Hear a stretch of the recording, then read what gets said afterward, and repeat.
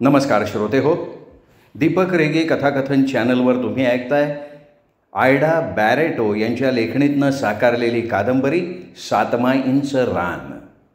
आज या कादंबरीच्या पहिल्या भागातलं 15वं प्रकरण मी तुम्हाला ऐकवणार आहे.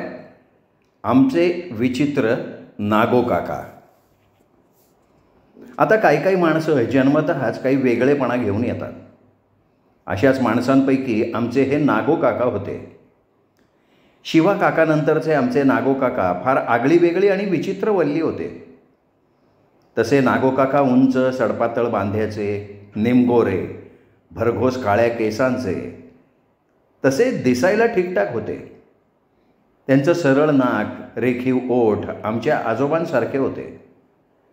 आमच्या खोतांच्या घराण्याचं एक विचित्र वैशिष्ट्य होतं, ते म्हणजे आम्ही पोरं आपल्या आईवडिलांवर जास्त न जाता आमची आजी, आत्या, काका ह्यांच्यावर जात होतो. तर मी काय सांगत होते नागो काकांबद्दल. तर हे काका आपल्या तेलानं माखलेल्या डोकीवर आपल्या इतर भावांसारखं मुंडासं न गुंडाळता नेहमी त्यांची मळकी नेहरी टोपी घालत आणि काकांसारखं धोतर कुडतं न घालता लेंगा आणि शर्ट घालून आगळे वेगळे राहत. आमच्या या नागो काकांचा खालच्या माळ्याच्या लिंबोणी काकांसारखाच आमच्या देशावरच्या भूताकेतांवर अमाप विश्वास होता. पण लिंबोणी काकांसारखा त्यांचा कुठल्याही भगत, मांत्रिकावर अजिबात विश्वास नव्हता. विशेषतः आमच्या शिवा भक्तावर तर मुळीच नव्हता. ते म्हणत, आता ही भूतखेतं ही खरी आहे, त्यांचं वेगळं जग आहे. ही गोष्ट खरी असली ना तरी त्यांच्या नावावर आपली तुंबडी भरणारे हे साधू, भगत, गोसावडे, मांत्रिक हे सगळे खोटे आहेत, लुच्चे आहेत. एखाद्या साधूजवळ तशी विद्या असते आणि त्यासाठी त्यांना फार मोठी तपश्चर्या करायला लागते आणि ते आपल्या विद्येचा असा बाजार घालून बसत नाहीत. स्वतः आमचे हे काका भूताखेतांशी बोलत, त्यांना कसं शांत करायचं, करणी कशी काढायची हे त्यांना माहिती होतं. हे ज्ञान कुणाकडनं न घेता त्यांना मुळातच होतं. ते नेहमी म्हणत, या सर्व भूतयोनीचं एक अनोखं काळोखातल्या संधिप्रकाशाचं वेगळंच जग असून ते मृत्यू जग नाही तर ते मृत्यूनंतरचं जग आहे. एखाद्या बाभळीच्या झाडावरची चेटकीण बाभळीचे काटे आणि त्याच्यावरच्या शेंगाच खाते, बाभळीवरच राहते, हे खरं आहे. तसंच शेताच्या बांधावरची भूतं बांधावरच खाकतात आणि ते कधी खरंच बांधावर पडलेल्या अगदी बकरीच्या लेंड्यासारखा लेंड्या आणून दाखवत आणि आश्चर्य म्हणजे त्या सगळ्या लेंड्या उलट्या असत. कधी उलट्या पायाचे ठसेही आम्हाला दाखवून स्वतःशी हसत राहत. आमचे नागो काका कुणावर झपाटा झाला तर त्यावर उताराही काढीत. आता आमच्या वाड्यात सातमाईंना किंवा झपाट्याला वर्षाकाठी गावजेवण घालायचं असलं की ते सांगतील तसंच इरली काकवण्या आनंदी आत्या करत. समजा आमच्या वाड्यापुढे किंवा झपाटलेल्या बाभळीच्या रानात एखादं भटकं कुत्रं विचित्र आवाज काढून रडायला लागलं की नागो काका आजीला म्हणत, आये या कुत्र्याच्या पुढात काहीतरी विपरीत असं आल्यामुळे ते असं रडतंय बरं का. आणि ते विपरीत आपल्या दारात यायला नको म्हणून ते नंतर लगबगीनं उठून एखादा लिंबू कापून काही मंत्र पुटपुटत त्या लिंबाचे 4 भाग करून 4 दिशांना फेकून दे आणि नंतर खरंच ते पोटात दुखत असलेलं कुत्रं कुई कुई करून आपली शेपटी पायात घालून तिथून पळून जायचं. आता त्यावेळी खरं खोटं काय होतं ते देव आणि नागो काका जाणे. परंतु आमच्या सातमाईंच्या वाड्यातली ज्वारीच्या गोण्याच्या आडवी, ऊसाच्या मळातली, बांधावरची, बाभळीच्या झाडावरची, मसणवटीतल्या, विहिरीजवळच्या आणि आतल्या आडवाटेवरच्या रानातल्या या सगळ्या भूतांना ते चांगले ओळखत. त्यांचं म्हणणं होतं की ती भूतही त्यांना चांगली ओळखतात. आमच्या खोतांचा आमच्या नागो काकांवर विश्वास होता. अशा या विचित्र नागो काकांच्या तोंडून लहानपणी सातमाई बोलत असत. म्हणजे हे बघा, काका कधी कडबा रचत असताना, शेताला पाणी पाजत असताना, तर कधी दूध काढताना किंवा जेवताना, कणसं झोडपताना, कधीही आमच्या वाड्यावर जर काही संकट येणार असेल तर चटकन बोलत किंवा काही उपायसुद्धा सांगत आणि त्यांचं ते बोलणं तंतोतंत खरं ठरत असे. ते कधी एकांतात असले की सातमाई त्यांच्याशी बोलतात तसंच भूतं देखील बोलतात असा त्यांचा दावा होता. आपण शेतात राबणारा एक श्रमिक जीव नसून त्या अदृश्य जगाशी संबंध जोडलेले आपण एक माध्यम आहोत असं ते मानत होते. परंतु गंमत अशी होती की आमच्या खालच्या माळ्याचे खोत आणि लिंबोणी काकांचा आपल्या शिवा भक्तावर जेवढा विश्वास होता त्याच्या एकपटीनं सुद्धा त्यांचा आमच्या नागो काकांवर विश्वास नव्हता. त्यावर त्यांचं असं म्हणणं होतं, शिवा भक्तानं त्यांना सांगितलं होतं. त्यांनी म्हणे अगदी हिमालयाच्या टोकावर बसून अनेक तपश्चर्या आणि आराधना करून या भूताखेतांना प्रसन्न करण्याची विद्या अवगत केलेली आहे. तर या नागोनी काय केलं होतं? फक्त त्याच्या तोंडून सातमाई कधी बोलतात तेच धरून हा त्याचे आणि त्या भूताखेतांवरचं त्याचं वर्चस्व सांगतोय. आमचे लिंबोणी काका काही म्हणू देत, परंतु आमच्या सातमाईंच्या वाड्याचा मात्र आमच्या नागो काकांवर पूर्ण विश्वास होता. आमच्या वाड्यात काहीही घडलं की आम्ही शिरगुप्पीला शिवा भक्ताकडे किंवा अन्य कुठे न जाता आमच्या नागो काकांकडनंच उतारा करून घेत होतो आणि नंतर खरंच सगळं काही व्यवस्थित व्हायचं. माझे बाबा आणि काका इतर शेतकऱ्यांप्रमाणे गोण्यांचा हिशोब येणे इतपत म्हणजे 7वीपर्यंत शिकले होते. परंतु आमचे हे नागो काका अजिबातच शिकलेले नव्हते. स्वतःची सही ही आपल्या अस्तित्वाची खूण असते हे त्यांना माहितीच नव्हतं. पूर्वी आजोबा असताना माझी आजी त्यांच्या मागे नागो पोरा शिक नागो पोरा शिक म्हणून कोकलत राहायची, पण नागो काकांना शिक्षणाचा भयंकर कंटाळा होता. ते शाळेची वेळ झाली की इथे तिथे पळून जात आणि समजा आजीनं जबरदस्तीनं त्यांचा बोकोटो धरून त्यांना शाळेत नेलं की नंतर मधल्या सुट्टीत हे कोणाच्या उसाच्या मळ्यात किंवा बाभळीच्या रानात लपून बसत. ते शाळा सुटल्यानंतरच वाड्यात येत.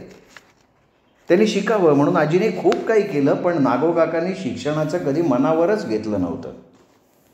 त्यांचं म्हणणं होतं आपल्या त्या अदृश्य जगात शिकण्यासारख्या अनेक गोष्टी असताना उगाच त्या शाळेत बसून बे एके बे असं निरर्थक शिकण्यात मला वेळ घालवायचा नाही. पुढे आजोबांच्या अकाली जाण्यानं आणि नंतर आनंदी आत्याच्या लग्नाच्या गडबडीत आजी नागो काकांना शिकवायचंच विसरून गेली होती. त्यावेळी बिचाऱ्या माझ्या रडणाऱ्या आजीजवळ आपल्या नागोच्या मागे नाचायला वेळच नव्हता. परिणामी ते अशिक्षित राहिले. आमचे नागो काका आपल्या भावांबरोबर आपल्या शेतात राबत. सर्व शेतांच्या आणि वाड्याच्या आजीनं नीट वाटणे केल्या असत्या तरी माझे बाबा आणि काका मिळूनच शेती करत आणि आलेलं उत्पन्न नीट वाटून घेत. आता शेतीकाम सतत चालू असे.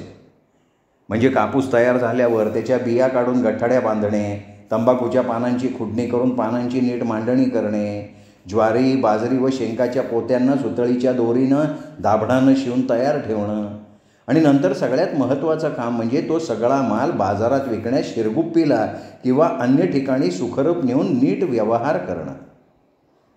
शिरगुप्पीला गेल्यावर माझे बाबा आणि काका कागदावर नीट आकडेमोड करून मालाचे पैसे घेत, तर आमचे काहीही न शिकलेले नागो काका अगदी अचूक आकडेमोड करून बिनचोक हिशोब करून व्यापाऱ्याकडनं पैसे घेत.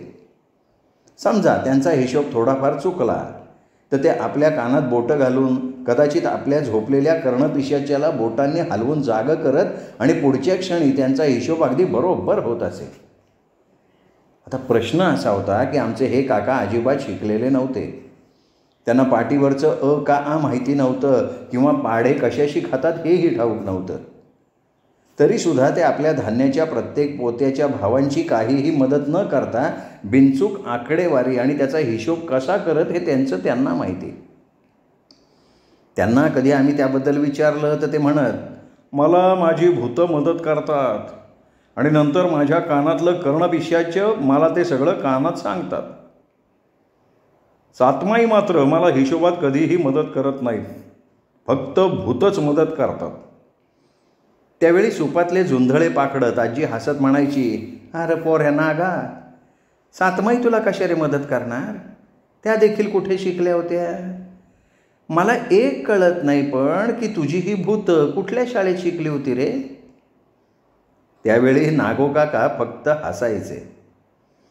तसं त्यांच्या अचूक हिशोबामुळे कुठलाही व्यापारी त्यांना देण्याघेण्याच्या व्यवहारात एका दिडकीनं फसवू शकत नसे. अनेक वेळा ओसरीवर बसलेली माझी आजी म्हणायची, ते व्यंकटेश खोस असताना जर हा नागो मोठा असता तर माझी एवढी फसवणूक झालीच नसती. आमचे नागोकाका कुठल्याही बाजारपेठेत गेले की अनेक अशिक्षित शेतकऱ्यांचे सरळ साधे हिशोब ते पटकन करून देत. त्यावेळी ते गरीब शेतकरी आपल्या हातात आलेल्या एवढ्या नोटा बघून त्यांना गदगदत्या स्वरात म्हणत असत, नागो खोत, अरे ह्यावेळी खूप पैसे मिळाले रे बाबा. त्यावेळी नागोकाका म्हणत, अहो एवढे रुपये नेहमीचेच असतात, फक्त व्यापारी ते देताना हिशोबात गडबड करतात, कमी रुपये मोजून देतात. ह्यापुढे तुमच्या शाळेत शिकणाऱ्या पोराला घेऊनच व्यवहार करा. आणि मग तो शेतकरीसुद्धा वय खोतानो आता तसंच करतो असं म्हणून समाधानानं घरी जात असे. आमच्या नागोकाकांच्या या व्यवहार चातुर्यामुळे अनेक गरीब शेतकऱ्यांचे ते अगदी देव झालेले होते. कधीकधी आमच्या सातमाईंच्या वाड्यावर येऊन हे शेतकरी नागोकाकांकडनं नीट हिशोब समजावून घेत जात असत. तर आमच्या व्यापारी वर्गात नागो खोतांच्या धान्याच्या गोणी आल्या आहेत असं कळताच तिथले व्यापारी आपापसात कुजबुजत, अरे नागो खोताच्या गोणी आले, आज आपलं नुकसान आहे. या खोतांच्या नागोला कुठल्या गोणीत ज्वारीचे किती दाणे भरलेत हे सुद्धा बिनचूक माहिती असतं. तर काही व्यापारी रागानं म्हणत, हा वेताळ 4 दिडक्या काही आम्हाला वर उचलू देत नाही. आणि ते बोलतात ना, ते खरं होतं. अशा या नागोकाकांचा आमच्या वाड्यातल्या कोणाला कसला त्रास नव्हता. त्यांचं ते अनोखं विश्व त्यांच्यापुरतं वेगळं होतं. त्या विश्वात ते आपल्या फावल्या वेळात अगदी मग्न होऊन जात. त्यावेळी ते आपल्या खोलीचं दार बंद करून आत काहीबाई पुटपुटत राहत किंवा कधी मोठ्यानं हसत. अनेकदा ते कुणाबरोबर तरी गप्पा गोष्टी करतायत असा भास व्हायचा, पण त्याबद्दल त्यांना कोणी काही विचारतही नसे. तशी आमच्या आजीची सक्त ताकीदच होती म्हणा. तिचा आपल्या ह्या विचित्र पोरावर फार विश्वास होता. ती म्हणायची, सातमाईंनी ज्यांना आपल्याबरोबर बोलण्याची पात्रता दिली आहे त्या नागोच्या व्यवहारात कुणीही ढवळाढवळ करू नये. आमचे हे काका आमच्या शिवा काकांसारखेच आपल्या आईला, अक्कीला व आपल्या मोठ्या भावांना आणि वहिनींना योग्य तो मान देत. तसे ते आम्हा लहान मुलात कधी विशेष मिसळत नसत. पण जर कधी ते आम्हा मुलांच्या घोडक्यात येऊन बसले की आमची लहानमय भयचकित करणाऱ्या अनेक भूतांच्या जाखणीच्या गोष्टी ते अगदी चवीनं आम्हाला सांगत. त्यावेळी वाड्यातली मोठी मंडळीसुद्धा त्या गोष्टी ऐकायला बसत असत. एकदा गंमतच झाली. माझी आजी शेंगा सोलत असताना जवळच बसून गुळ शेंगा खाणाऱ्या नागोकाकांना म्हणाली, अरे पोरा, तू मला एक सांग, तुझा धान्याच्या गोणीचा हिशोब इतका अचूक कसा होतो रे? तसे नागोकाका आपले छान स्वच्छ दात दाखवत हसत हसत आजीला म्हणाले, आये मला ते माहीत नाही, पण मी हिशोब करत असताना मला सतत बकऱ्याचं बे बे ओरडणं ऐकू येतं. हे ऐकून आजी काही बोललीच नाही. आमचे हे नागोकाका सातमाई कधीही त्यांच्या तोंडून बोलतात म्हणून कधी दारू पित नसत, तंबाखू तर अजिबात खात नसत. पण कधी सणावारी क्वचित पान खात. ते खाऊन झाल्यावर लगेच तोंड धूत आणि म्हणत, माझ्याशी सातमाई बोलायला आल्या तर त्यांना दारूचा पान तंबाखूचा वास येईल ना, म्हणून त्या गोष्टी त्यांना वर्ज्य होत्या. फक्त त्यांना एक गोष्ट मात्र भयंकर आवडत असे आणि ती म्हणजे इरली वहिनींनी केलेली कोल्हापुरी तिखटजाळ तेलाच्या तवंगानं भरलेलं झणझणीत मटणाचं कोरड्यास आणि बरोबर गरम गरम वडे. त्यावेळी ते कच्चा कांदा भरपूर खात आणि जेवल्यावर कांद्याचा वास येऊ नये म्हणून पान खात. पान खाऊन झाल्यावर तोंड धुत. आमची चांगली इरली काकू केवळ आपल्या ह्या दिऱ्याला आवडतात म्हणून आठवड्यातून 3 वेळा तरी ते मटण वडे करून आपल्या चुलीजवळ बसवून त्यांना खाऊ घाली. आमच्या ह्या नागोकाकांमार्फत आमच्या वाड्यावर येणाऱ्या कुठल्याही संकटाची पूर्वसूचना आमच्या सातमाई आम्हाला देत असत, हे तुम्हाला माहितीच आहे की श्रोते हो. अगदी लहानपणी त्यांनी आपल्या वडिलांचा मृत्यू आपल्या आईला सांगितला होता, पण फार उशिरा. त्यावेळी माझे आजोबा निपाणीला रवाना झाले होते, तरी आजीला नागोच्या तोंडून ते कळताच तिने कोणाला तरी पाठवून आजोबांना बोलवून आणायला हवं होतं. त्यामुळे आपल्या सातमाईच्या कक्षेत आलेले माझे आजोबा कदाचित वाचले सुद्धा असते. तसंच आनंदी संबंधीही त्यांनी आजीला सूचना दिलेली होती. तरी आजीनं ऐनवेळी त्या सूचनेमुळे आपल्या आनंदीचं आणि सुरेश रमेशचं रक्षण केलं होतं. आणि आमचा सखाराम जाणार हे नागोकाकांना अगोदरच माहिती होतं. तो लवकरच निघून जाणार हे माहीत असल्यामुळे ते सखाला आपल्या मांडीवर घेऊन अनेक वेळा सातमाईंच्या पारावर बसून ढसाढसा रडले सुद्धा होते. त्यावेळी जर आपल्या वहिनींनी सातमाईच्या नियमाप्रमाणे आपल्या सखारामला 2 दिवसांनी त्याच्या पायावर घातलं असतं तर त्यांच्या त्या 7 पदराआड त्यांच्या सखाला कुठलाही मृत्यू स्पर्श करू शकला नसता हे सुद्धा त्यांना माहिती होतं. पण आता घडणारं अटळ आहे म्हणून नंतर सातमाई सखाबाबत गप्प बसल्या होत्या याची सुद्धा त्यांना त्यावेळी जाणीव होती. आणि हे सर्व माहीत असलेल्या आमच्या नागोकाकांना निसर्ग नियमाविरुद्ध आपण सातमाईंना काही करण्यास सांगू शकत नाही ह्याचं प्रचंड दुःख होतं. त्यावेळी त्यांनी एक मात्र केलं होतं. आमचा सखा लवकर जाणार आहे ही गोष्ट त्यांनी वाड्यात कोणालाच, अगदी आपल्या आईला आणि आनंदी अक्काला सुद्धा सांगितलेली नव्हती, कारण त्या गोष्टीचा काय परिणाम झाला असता ह्याची त्यांना पूर्ण कल्पना होती. म्हणूनच त्यांनी त्या भयानक वादळाची पूर्वसूचना कोणालाही दिली नव्हती. पण अर्थात या सगळ्या नंतर घडलेल्या घटना आहेत. श्रोते हो, यापुढचं प्रकरण आहे नानोकाकांचं आगळं वेगळं लग्न. भेटूया उद्या ह्या प्रकरणासह. तोपर्यंत नमस्कार मित्रो.